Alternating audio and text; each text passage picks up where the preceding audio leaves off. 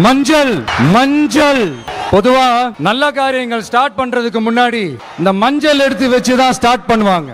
நம்ம வீட்டுல கூட நம்ம அம்மா அக்கா தங்கைகள் நமக்காக நாம நல்லா இருக்கணும்ன்றதுக்காக மஞ்சள் புடவை கட்டிக்கிட்டு தான் வேண்டிக்குவாங்க. அப்படி அந்த மஞ்சள்னாலே ஒரு தனி வைப்பு தாங்க. நம்ம கொடியில கூட அந்த வைப்ரண்டான அந்த எனர்ஜெட்டிக்கான அந்த மஞ்சள் இருக்குமே, அந்த மாதிரி மங்களகரமான மஞ்சள் விளையிற பூமி தான் இந்த ஈரோடு பூமி. இங்க வந்து மஞ்சளை பத்தி பேசாம வேற எங்க போய் பேசுறது? அது மட்டும் இல்ல, இங்க ஒரு மகத்தான ஒரு மனிதரை பத்தி நம்ம பேசியே ஆகணும். இந்த ஈரோடு மண் விவசாயத்துக்கும் பேர் போன மண்.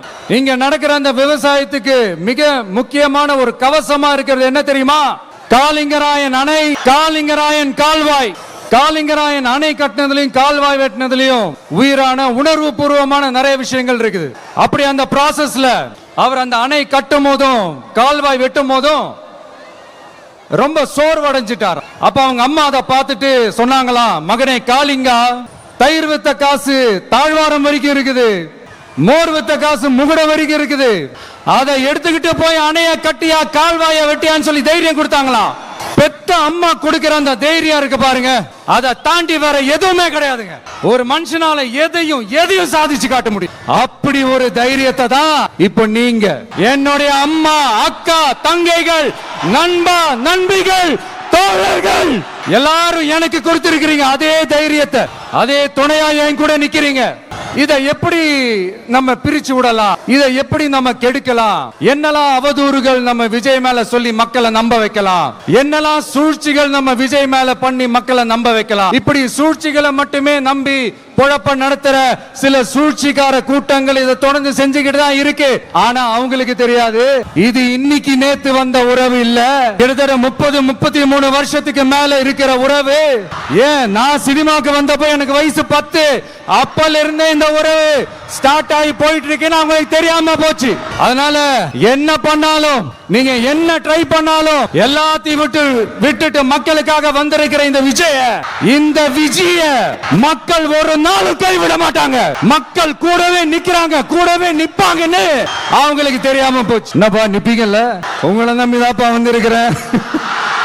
அதான் இந்த சத்தம் தாங்க வாழ்நாள் பூரா உங்களுக்கு நன்றியோடவே இருப்பேன். இப்போ நம்ம காளிங்கராயன் அவர்கள் அணையை கட்டுறதுக்காக பவானிக்கு போய் பார்க்கும்போது ஒரு இடத்துல ஒரு பாம்பு வந்து படுத்துச்சான். அது படுத்த இடத்துல தான் அவர் அணையை கட்ட ஸ்டார்ட் பண்ணாராம். அப்புறம் அந்த பாம்பு வளைஞ்சி நெளிஞ்சி போற இடத்துல எல்லாம் கால்வாயை வெட்டினார்னு சொல்லி சில வாய்மொழி கதைகள்லாம் சொன்னாங்க. தண்ணியை சேமிச்சு வச்சு குடிக்கிறதுக்கும் விவசாயத்துக்கும், இப்படி தண்ணியை சேமிச்சு வச்சு குடிக்கிறதுக்கும் விவசாயத்துக்கும் வழி வகுக்கிறது எவ்வளவு பெரிய ஒரு நல்ல விஷயம். சோ இந்த மாதிரி நல்ல விஷயங்கள்லாம் செஞ்சிட்டு கதைகள் சொன்னா பரவாயில்ல, எதுவுமே செய்யாம கதைகளை மட்டும் அடிச்சு விடுறது எப்படி? அத்திக்கடவு அவிநாசி திட்டத்தை இன்னும் விரிவுபடுத்தினா அந்த 3 மாவட்டத்தில் இருக்கிற லட்சக்கணக்கான மக்களுக்கு எவ்வளவு பிரயோஜனமா இருக்கும். எத்தனையோ லட்சம் ஏக்கர் நிலங்கள்ல விவசாயம் நடத்தினா எவ்வளவு பிரயோஜனமா இருக்கும். ஏன் அதெல்லாம் பண்ண மாட்டேன்றீங்க? வள்ளுவர் கோட்டத்துக்கு காட்டுற அக்கறைய இங்க மக்கள் வாழ்வாதாரத்துல கொஞ்சம் காட்டலாம்ல, ஏன் காட்ட மாட்டேன்றீங்க? இங்க என்ன கவர்மெண்ட் நடத்துறாங்களா இல்ல கண்காட்சி நடத்துறாங்களா? இந்த 21ஆம் நூற்றாண்டிலே மக்களை பத்தி எதுவுமே யோசிக்கிறது இல்ல.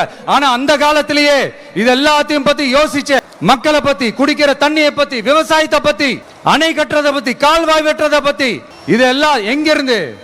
பவானியிலிருந்து நொய்யலாறு வரைக்கும் கால்வாய் வெட்டி இது எல்லாத்தையும் பத்தி யோசிச்ச காளிங்கராயன் அவர்களுக்கு கோடி கும்பிடு போட்டாலும் பார்த்தாதுங்க.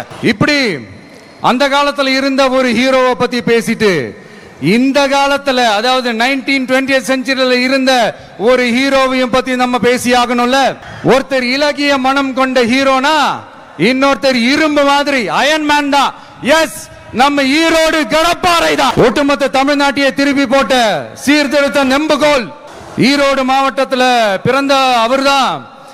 இந்தியாவுக்கே இடஒதுக்கீடு சம்பந்தமான அரசியல் சட்டத்தை திருத்தறதுக்காக போராட்டம் நடத்தினவர் யாரு? நம்ம தந்தை பெரியாரு. 100 வருஷத்துக்கு முன்னாடியே வகுப்பு வாரி பிரதிநிதித்துவம் வேணும்னு கேட்டவர். அன்னைக்கும் சரி இன்னைக்கும் சரி ஒரு ஆச்சரியத்தோட பார்க்கக்கூடிய ஒரு மனிதர், நம்மளுடைய கொள்கை தலைவர். அப்ப அண்ணாவும் எம்ஜிஆரும் யாரு? பெரியார் அவர்கள் கிட்ட இருந்து எங்களுக்கு தேவையான கொள்கைகளை எடுத்துக்கிட்டோம். அவரை ஃபாலோ பண்ற, அவரை வழிகாட்டி ஏத்துக்கிட்ட அண்ணா அவர்கள் கிட்ட இருந்தோம், எம்ஜிஆர் அவர்கள் கிட்ட இருந்தோம் தேர்தல் அணுகுமுறையை எடுத்துக்கிட்டோம். அண்ணாவும் எம்ஜிஆரும் தமிழ்நாட்டோட சொத்து. அவங்கள பயன்படுத்துறத பத்தி யாரும் இங்க கம்ப்ளைண்ட்லாம் பண்ண முடியாது. அண்ணா எங்களோடது, எம்ஜிஆர் எங்களோடது, நீங்களா எடுத்துக்க கூடாது அப்படிலாம் யாரும் இங்க அழுதுட்டு இருக்க முடியாது சொல்லிவிட்டேன். அதனால நாங்க ஒரு வழியில அரசியல் செஞ்சுக்கிட்டு போயிட்டு இருக்கிறோம். உங்களுக்கு தான் டிவிக்கு ஒரு பொருட்டே இல்லல, அப்புறம் ஏன் கதறீங்க? அப்புறம் ஏன் ஆளாளுக்கு அங்க போயிட்டு இங்க போயிட்டு புலம்பி தள்ளிக்கிட்டு இருக்கிறீங்க? இது எப்படி இருக்கு தெரியுமா? எனக்கு பயம் இல்ல, எனக்கு பயம் இல்ல அப்படின்னு சத்தமா சவுண்ட் விட்டுக்கிட்டே சத்தமா பாட்டு பாடிக்கிட்டு இந்த நடுங்கிக்கிட்டே சின்ன பசங்க நடந்து போவாங்க. அந்த மாதிரி இருக்கு. முதல்ல மண்டையில இருக்கிற கொண்டைய மறைங்க சார். சும்மா மாறு வேஷத்துல மறு வச்சுக்கிட்டு மீடியா ஆளு, ரேடியோ ஆளுன்னு இவங்க ஆளுங்களே மாத்தி மாத்தி அனுப்பிக்கிட்டு இதெல்லாம் என்ன மக்களுக்கு தெரியாதுன்னு நினைச்சிட்டு இருக்கீங்களா? மக்கள் எல்லாத்தையும் உன்னிப்பா கவனிச்சிட்டு இருக்காங்க. அதனாலதான் சொல்றேன், உங்களுக்கு நீங்க கொள்ளையடிச்சு வச்சிருக்கிற காசு தான் துணை. ஆனா எனக்கு என் மேல எல்லையில்லா பாசம் வச்சிருக்கிற இந்த மாசு தான் துணை. இப்படி நமக்கு துணையா இருக்கிற ஈரோடு மக்களுக்காக நான் இப்போ குரல் கொடுக்கலாம் வந்திருக்கிறேன். சரி, இப்ப விஷயத்துக்கு வருவோம். பெரியார் அவர்கள் கிட்ட இருந்த அந்த செல்வாக்கையும் அந்த பதவிகளையும் அந்த பவரையும் வச்சுக்கிட்டு அவர் என்ன சொன்னார் தெரியுமா? இவ்வளவு செல்வாக்கு, இவ்வளவு பதவிகள், இவ்வளவு பவர் இருந்தோம் நான் ஒரு 5 பைசா காசு சம்பாதிச்சிருப்பேனா? எனக்கோ இல்ல என் குடும்பத்துக்கோ பட்டங்கள் வேணும், பதவி வேணும்னு ஏதாவது கேட்டிருப்பேனா? இல்ல ஏதாவது லாபம் பார்த்திருப்பேனா? இல்ல எதுக்காவது ஆசைப்பட்டிருப்பேனா? ஆனா அவர் பேரை சொல்லிக்கிட்டு அவருடைய கொள்கையை ஃபாலோ பண்றதா சொல்லிக்கிட்டு இப்ப ஆட்சியில இருக்கிறவங்க என்னெல்லாம் செய்யறாங்கன்னு. அதனாலதான் சொல்றோம், பெரியார் பேரை சொல்லிக்கிட்டு தயவு செஞ்சு கொள்ளையடிக்காதீங்கயா, தயவு செஞ்சு கொள்ளையடிக்காதீங்க. அவரு பேரை சொல்லிக்கிட்டு பெரியார் பேரை சொல்லி கொள்ளையடிக்கிற இவங்க தான் நம்மளுடைய அரசியல் எதிரி. மக்களை நீங்க சொல்லுங்க, நம்மளுடைய அரசியல் எதிரி யாரு? நம்மளுடைய கொள்கை எதிரி யாரு? ரிப்பீட், நம்மளுடைய அரசியல் எதிரி யாரு? நம்மளுடைய கொள்கை எதிரி யாரு? உங்களுக்கு புரியுதுல்ல? எனக்கு அது போதும்யா, எனக்கு வேற எதுவுமே தேவையில்லை. உங்களுக்கு நம்மளை பத்தி நம்ம அரசியலோட நீங்க எல்லாரும் என்னோட அரசியலோட கனெக்டடா இருக்கீங்கன்றது ரொம்ப தெளிவா தெரியுது. அதனால எனக்கு அது போதும். அதனாலதான் எதிரிகள் யாருன்னு சொல்லிட்டு களத்துக்கு வந்திருக்கிறோம். அதனால அவங்கள மட்டும் தான் எதிர்ப்போம். அதுவும் அந்த எதிரிகள் யாரு இப்போ இங்க 2026 சட்டமன்ற தேர்தலில் களத்துல இருக்கிறாங்களோ அவங்கள மட்டும் தான் எதிர்ப்போம். சும்மா களத்திலே இல்லாதவங்களையும் களத்துக்கும் அவங்களுக்கும் சம்பந்தமே இல்லாதவங்களையும் எதிர்க்கிற ஐடியாலாம் இல்ல பாஸ். நீங்க கேட்கிறீங்கன்றதுக்காக எல்லாம் எதிர்த்துட்டு இருக்க முடியாது பாஸ். எங்களுக்கு நிறைய வேலை இருக்குது. எத்தனை பொய்யான வாக்குறுதிகள். வந்த உடனே நீட்டை ரத்து செய்வோம், கல்வி கடனை ரத்து செய்வோம், கேஸ் சிலிண்டருக்கு மானியமா 100 ரூபாய் தருவோம், என்னெல்லாம் அடிச்சு விட்டுட்டு இன்னி வரைக்கும் கேட்கிறேன், இதெல்லாம் சொன்னாங்களே செஞ்சாங்களா? இவங்க எப்பவுமே இப்படிதான், சொல்றது ஒண்ணு செய்யறது ஒண்ணு. திமுகவும் பிரச்சனைகளும் ஃபெவிகால் போட்டு ஓட்டின ஃப்ரெண்ட்ஸ் மாதிரி ஒன்னில இருந்து ஒன்ன பிரிக்கவே முடியாது. இந்த இப்போ ஈரோடு பகுதியில் இருக்கிற பிரச்சனையை பத்தி பேசுவோம். பெரியார் பேரை மட்டும் சொல்லிக்கிட்டு எப்படி அவரோட கொள்கைகளுக்கு எதிராக செயல்படுறாங்களோ அப்படிதான் இந்த மஞ்சள் நகரத்தோட மஞ்சளுக்கும் ஒண்ணும் பண்ணல, மஞ்சள் விவசாயிகளுக்கும் ஒண்ணு பண்ணல. ஆராய்ச்சி மையம், சிறப்பு மையம்னு கோடியா டெண்டர் விட்டாங்க, பேருக்கு கட்டிடத்தை கட்டினாங்க. ஆனா உலகமே போட்டி போட்டு வாங்குற மஞ்சளை மதிப்பு கூட்டி விற்பனை செய்ய, அதாவது அதோட வேல்யூ இன்க்ரீஸ் பண்ணி நம்ம விவசாயிகளுக்கும் இந்த மாவட்ட மக்களுக்கும் நன்மை செய்ய இதுவரைக்கும் என்ன செஞ்சிருக்காங்கன்னு யோசிச்சு பார்த்தா ஒரு பெரிய ஜீரோ தான். கரும்பு நெல்லுக்கு அரசாங்கம் விலை பிக்ஸ் பண்றாங்க, அதையும் ஒழுங்கா பண்றதில்ல. ஒவ்வொரு முறையும் பிரச்சனை. அங்க நெல் கொள்முதல் செய்யறதுல ஊழல். சரி, நாம கஷ்டப்பட்டு விளைய வச்சது வீணா போக கூடாதுன்னு நினைச்சு நம்ம விவசாயிகள் கேட்கிற லஞ்சத்தை கொடுத்தாலும் அதுக்கப்புறம் கூட அந்த கொள்முதல் ஒழுங்கா நடக்கிறது இல்லை. அதையும் தாண்டி ஏதோ ஒரு விலை விவசாயிகளுக்கு கிடைக்குது. அப்படிலாம் இல்லாம ஒழுங்கா நேர்மையா நம்ம மஞ்சளுக்கும் நியாயமான விலை பிக்ஸ் பண்ணி தரமான விதைகளை கொடுத்தா என்ன குறைஞ்சா போயிடுவாங்க? இதெல்லாம் யோசிக்கிறதுக்கு அவங்களுக்கு நேரமே இல்ல. 24/7 அவங்களோட யோசனை என்ன தெரியுமா? இந்த விஜயை எப்படி முடக்கலாம், தமிழக வெற்றி கழகத்தை எப்படியெல்லாம் முடக்கலாம், அப்படிதான் அவங்களுடைய சிந்தனையே 24/7. எத்தனையோ வருஷத்துக்கு முன்னாடி நம்ம காளிங்கராயர் நதிகளின் இணைப்புக்கு முன்னோடியா இருந்தார். பவானி ஆத்துல அவர் அதிகமான தண்ணி அணை கட்டி தேக்கி தண்ணீர் வறட்சியான பகுதிகளுக்கு அனுப்பினார். ஆனா இன்னைக்கு இவ்வளவு நவீன வசதிகள் இருந்தோம், இவ்வளவு சயின்ஸ் வளர்ச்சிகள் இருந்தோம், இவ்வளவு டெக்னாலஜி வளர்ச்சிகள் இருந்தோம், அவங்க வாக்குறுதியில ஒண்ணு கொடுத்தாங்கல்ல, பவானி நொய்யலாறு அமராவதி 6 இணைப்பு திட்டத்துக்கு ஒரு துரும்ப கூட கிள்ளி போடல. வாக்குறுதி நம்பர் 103 சொன்னாங்களே, செஞ்சாங்களா? சரி, இதாவது ஒரு பெரிய ப்ராஜெக்ட் வைங்க. ஆறுகளை சுத்தப்படுத்த பலாயிரம் கோடி நிதி ஒதுக்குவோம், தமிழ்நாட்டில் உள்ள ஆறுகளை சுத்தப்படுத்துவோம்னு சொன்னாங்களே, செஞ்சாங்களா? ஆனா ஆத்து மணலை கொள்ளையடிக்கிறதுல மட்டும் வேலையை கரெக்டா செய்வாங்க. இதை நான் ஏன் திரும்ப திரும்ப சொல்றேன்னா, மக்களே நீங்க புரிஞ்சுக்கணும்.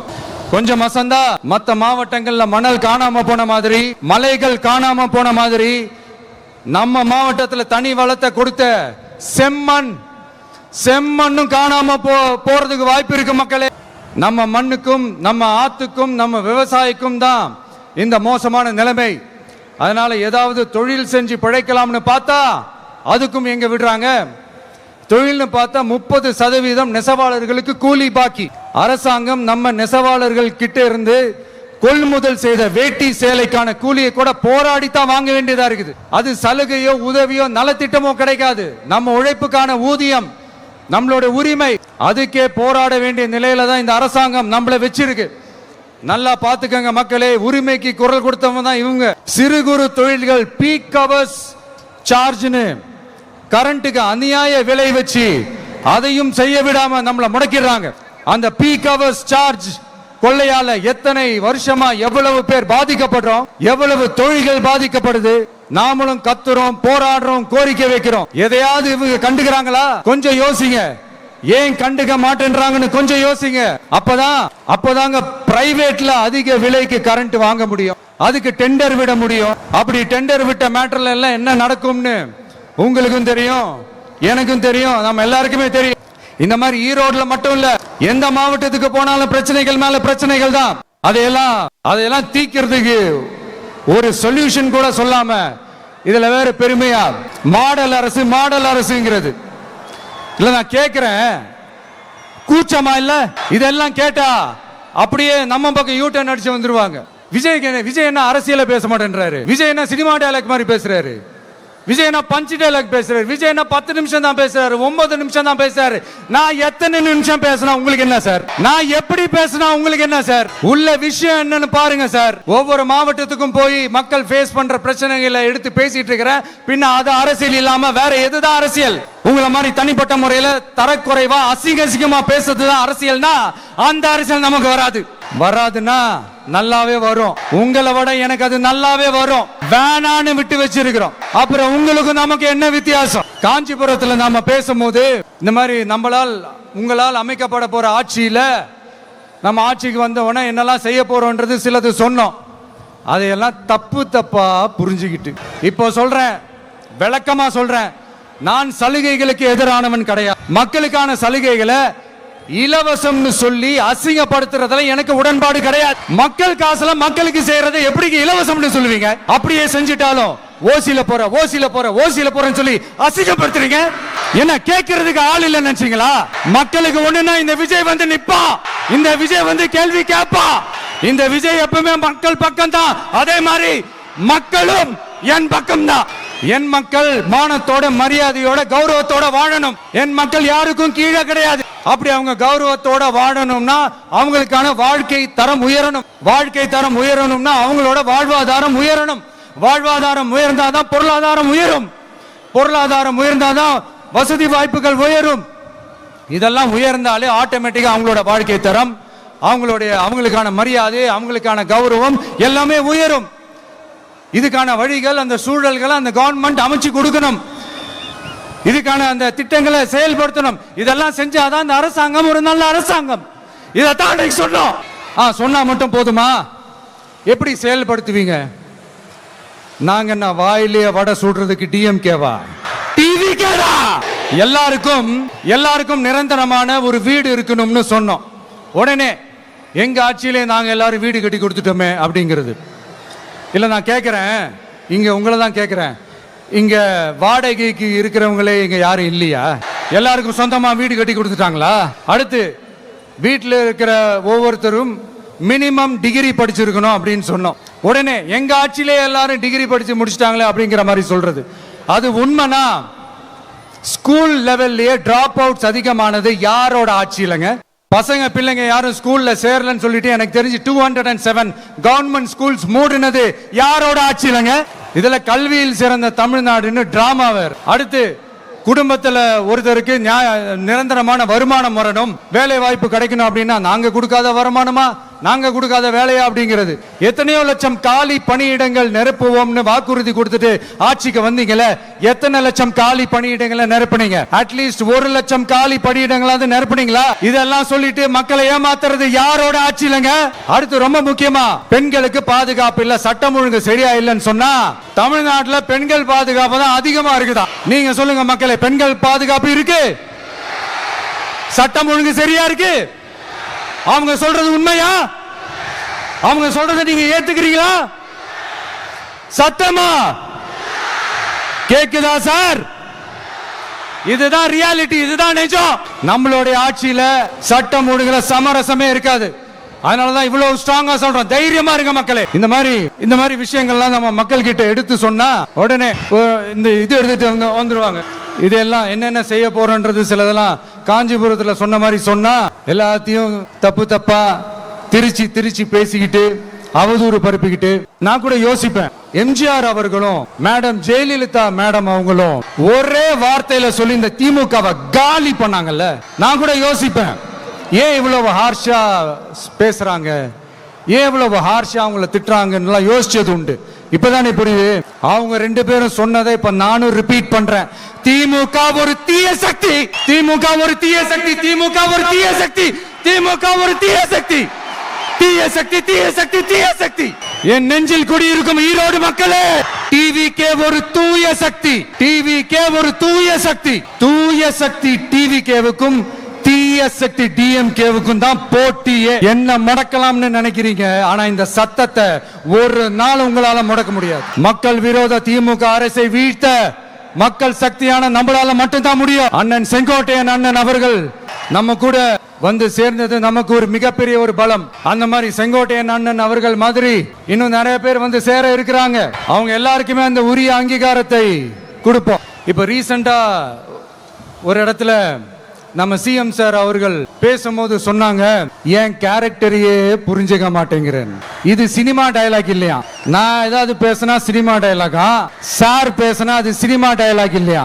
சிலப்பதிகாரத்துல இருந்து எடுத்ததா அந்த லைன், என் கேரக்டரையே புரிஞ்சுக்க மாட்டேன்றது. உங்களை எப்படிதான் சார் புரிஞ்சுக்கிறது? எந்தெந்த விஷயத்துலலாம் சார் உங்க கேரக்டர் நாங்க புரிஞ்சுக்கிறது?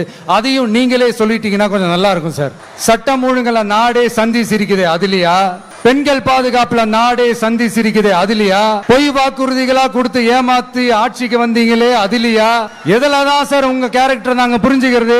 ஆனா ஒண்ணு, தமிழ்நாட்டுல ஆட்சி செய்யற நீங்களும் சரி, ஒன்றியத்துல ஆட்சி செய்யறவங்களும் சரி, நீங்க 2 பேரும் முதல்ல என்னோட கேரக்டரை புரிஞ்சுக்கணும் சார். என்னோட கேரக்டர்னு சொன்னது நம்ம மக்களோட கேரக்டர். 2026 சட்டமன்ற தேர்தலோட அந்த கேரக்டரே கொஞ்சம் வேற மாதிரி சார். அத கொஞ்சம் தயவு செஞ்சு நீங்க புரிஞ்சுக்கணும் சார். புரிஞ்சுக்கலனா மக்களே உங்களுக்கு புரிய வைப்பாங்க சார். கான்பிடென்ட்டா இருங்க சார், நல்லதே நடக்கும் சார், வெற்றி நிச்சயம் சார். மீண்டும் சந்திக்கும் வரை நன்றி, வணக்கங்க சார். நண்பா நண்பிகள், இங்க வந்து எல்லாம் வந்து பார்த்தோம், எல்லாம் நல்லபடியா நடந்தது. சேஃபா வந்துட்டு சேஃபா வீட்டுக்கு போயிடுங்க. எனக்கு எல்லாத்தையும் விட நீங்க தான் எனக்கு முக்கியம். தயவு செஞ்சு சேஃப்டியா போயிட்டு வாங்க. ஒரு ஈரோடு செல்ஃபி ஒன்னு எடுப்போமா? உங்க விஜய் உயிர் என்ன வரனா?